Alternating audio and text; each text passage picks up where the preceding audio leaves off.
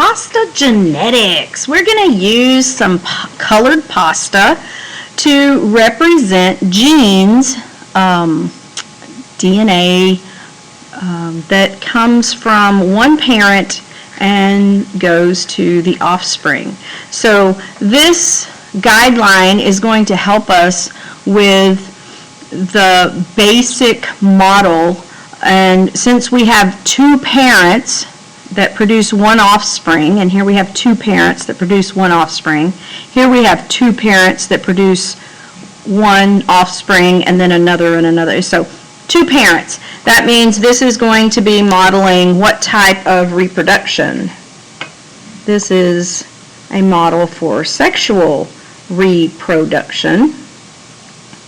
And there isn't a model given for asexual reproduction, but we're going to create one. So if you'll turn your paper over, we're going to make a triangle here. And in our triangle, there's going to be two wagon wheel shaped pastas, two elbow macaroni shaped pastas. I know, they look kind of like moons. Two spiral pastas, and then two shell pastas. Notice all of these are the same color, whatever color your pencil is, or your pen. Mine happens to be purple. But so this is asexual reproduction, and there's only one parent, and so that parent doesn't have to be a male or a female. It can be non-gendered, like a bacteria. You don't have boy bacteria and girl bacteria. So there's one parent, and then we're going to model that parent passing its genetics on to the offspring. And so we have some little paper cups. I'm going to get out a paper cup. I'm going to use, I didn't have red, so I used red hearts. So this is going to be that parent, and I'm going to take all of the red pasta, and I'm going to put two spirals, two elbow macaroni, two wagon wheels, and two shells. Notice I have 4 pairs, or 8 total. I'm going to put those into the cup. That represents the parent and the parent's DNA, their genes, okay? And without looking, I'm going to reach into the cup, and I'm going to feel around till I find a wagon wheel. And then I'm going to take that wagon wheel and I'm going to put it into the cup. And then I'm going to reach in without looking. I'm going to find a shell, and I'm going to put that into the cup. And then I'm going to reach in without looking. I'm going to feel around. I'm going to find a spiral. I'm going to put that in the cup. And then the last one's the teeny tiniest. I'm going to find an elbow macaroni, and I'm going to put that into the cup. And so when I compare my parent to my offspring, what do you notice about the offspring? It is an exact copy. It's a clone. It is no diversity. It's not different. Okay? And so then I'm going to draw what I have here. So I had a wagon wheel, I had a elbow, I had a spiral, and then I had a shell. And they were all exactly the same. Now realize there is a process, mitosis, where the DNA actually replicates or makes a copy of itself so that the parent has a whole copy to give to the offspring. But for this model, we don't really have that to show. But asexual reproduction, one parent, clone, no diversity, offspring. All right, so that's our quick model for that. Let's flip back over, and we're going to set up a grandfather represented by all the red pasta, which is just like what I had on the back, right?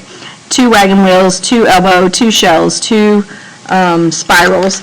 And then I'm going to have the green, bright green is going to represent grandmother. and then I'm going to have a yellow that's going to represent grandfather, and a blue that's going to represent grandmother. So let's see if I can get all this into the picture. Here's all my little cups. Now, to practice randomly drawing without looking, I've got a bag, and without looking, I'm feeling around to find a wagon wheel. So I found a wagon wheel, and it happens to be green, so I'm going to put it into the green cup. And then I'm going to feel around, I'm going to find another wagon wheel, and it's blue. Okay, I'm going to feel around, I'm going to find a spiral this time. And it's yellow, so I'll put it in there. I'm going to feel around, I'm going to find a shell by touch. I'm not looking, I'm just by touch, okay? Happens to be blue, I'll put it into the blue cup. And I'll do this until I've got maybe 2 pieces of pasta in each one. Try to find the little elbows. They're really, really tiny, so sometimes you can't really feel around and find them. Oh, there's one. But by feel, I can find these. Now, because later we're going to have to do this randomly, that means you're not looking for the shape, because if you see the shape, well, of course you'd see the color, and that will work. So I'm going to now just go ahead and sort these while I'm looking. So I'm going to have 2 shells and 2 wagon wheels and 2 pastas, 2 spirals and 2 elbows in every one of these cups. So you should have a total of 8 shapes in every cup. So I want you to go through and count, make sure you've got 2 of each, or 4 pairs. Okay, this is what we're starting off with. These are the genetics of the grandparents. I want you to take your markers and I want you to color code. For example, all of these would be red. Now don't color the whole box, just color the actual pasta. So it'll look something like this. It doesn't have to be, you know, like perfect, but so that you can see this is what we started out with. So that would be red, and then you would go on with green, yellow, and blue. Give you a chance to color those. Okay, so I've got all of my grandparents colored in. Now I'm going to kind of push the blue and the yellow off to the side because I'm just going to deal with the red and green grandparents. And I'm going to find the pink cup, and the pink cup has an M in it for mother or mom. After I put the M there, I thought, oh, that might have stood for male, but oh well. So the F has F for father. That could have been female, so I didn't think about that.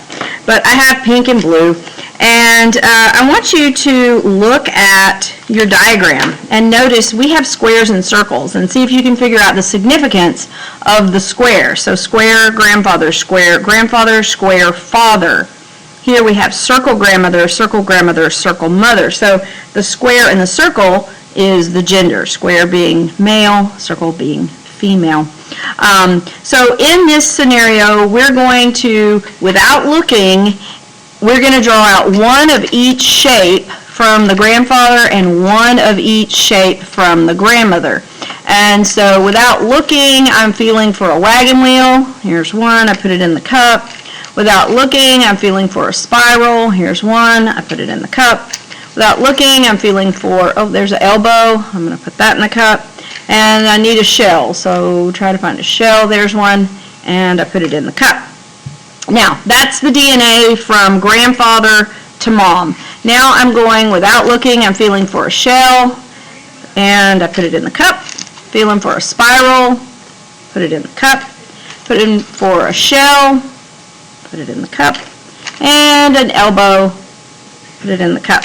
Now, this is mom's genetics. She got half from grandpa, half from grandma, and I'm going to color exactly what I have on here. So I had one red and one green, okay, and then spirals I had one of each, so I'm going to color a green spiral and a, trying to get too many pins here, red.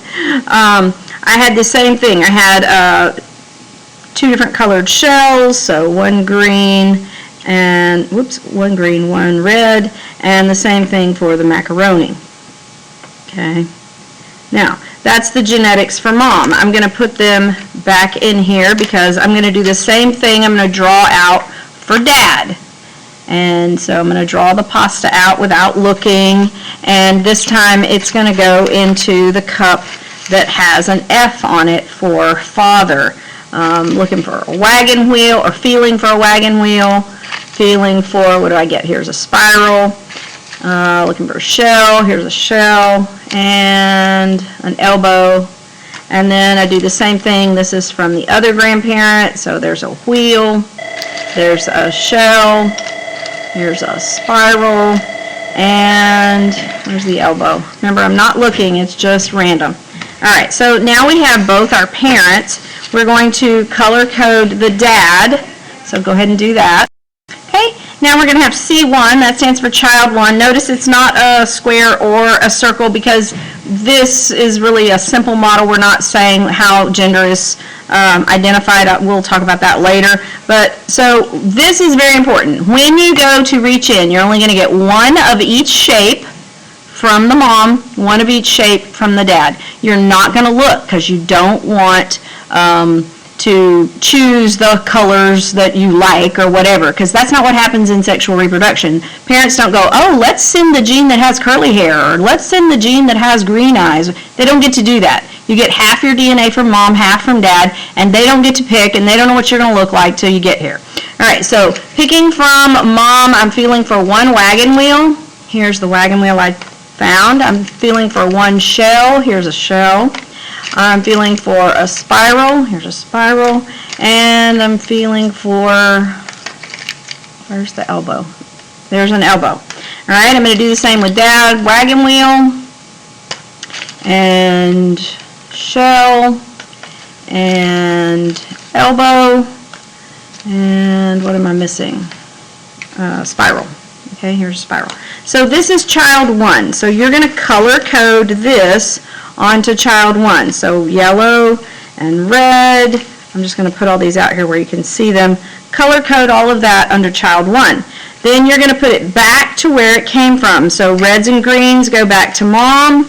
Yellows and blues go back to dad. And then we're going to do this again for child 2. When we get to child 3, we're going to reuse C1, because don't you get hand-me-downs when you get to child 3, right? So we're going to do this again randomly for mom and dad until you get them all filled in.